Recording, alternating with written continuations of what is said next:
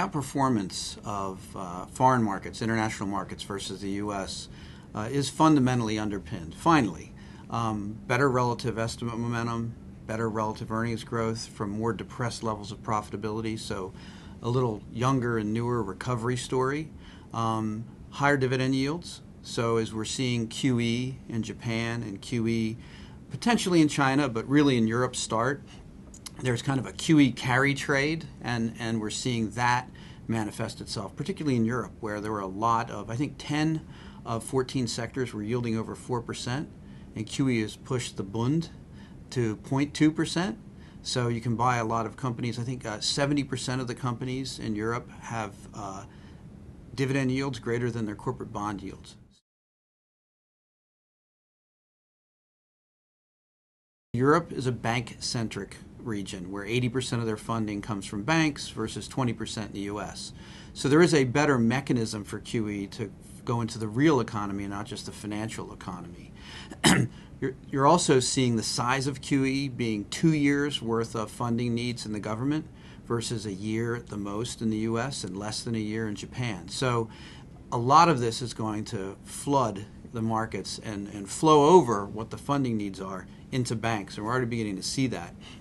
So the idea in Europe is that we focus on domestic demand plays as opposed to exporters, housing, autos, appliances, real estate, retail, and then you also want to play yield. And you want to play domestic demand sources of yield. So lots of those kinds of companies yielding 3 to 5%.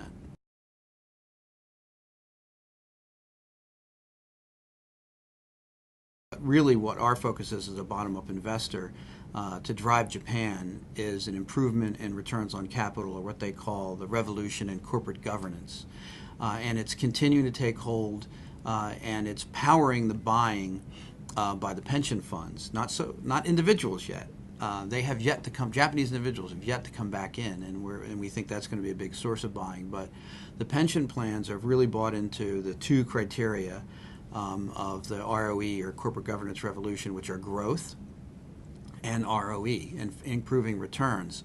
And the effect in Japan, the real effect on the society from an economic standpoint, is that companies, is that old economic doctrine of specialization, where everybody can't do everything, which was kind of a Japanese thing. Now everyone's going to do what they do best. ROEs are jumping.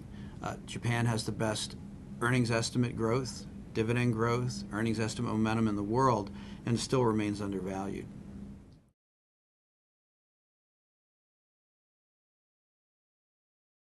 We don't see a disruptive increase in the value of the dollar. We do see a significant trend change as the rest of the world begins to ease and embark on QE. We do see the dollar strengthening. The dollar change and the end of the 20-year downtrend in the dollar is important to our theme of global rebalancing and sustainability. In Europe, kind of supercharges Germany, saves Italy and Spain and Greece and Portugal. So it does contribute to strong wage growth, a bit more inflation, and it helps Europe maintain a very, very high current account surplus and pay off some of their fiscal deficits. So it's very helpful to Europe at this point. The Japanese yen probably doesn't have a lot more downside in it because, as we talked about in the past, the ROEs are improving, the economy is improving there, and I don't think the Japanese government sees the need or sees further weakness in the yen being particularly helpful, at least for now. They're on hold. The Europeans are embarking on their massive phase of QE, so the downside we see versus the dollar is primarily in Europe, but that will benefit the European economy and continue to create sustainable growth in Europe.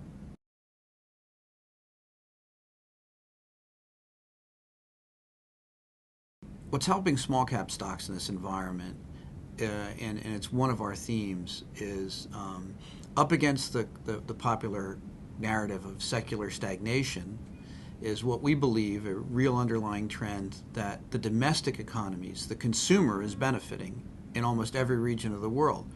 Low interest rates, finally rising wages, lower costs of necessities, food, energy, but small cap stocks are in every country are generally those companies that sell things locally. Not that there aren't some exporters that are small, but they're generally companies that are dependent on that local economy and that local regional economy. They have one or two products. They don't have 50 products. The valuations of these companies after a correction last year and underperformance last year was also very attractive again. But mostly it's this, the reality versus the theory that things are getting better for most people around the world, and that's benefiting a lot of the small cap stocks that we own and small cap stocks in general.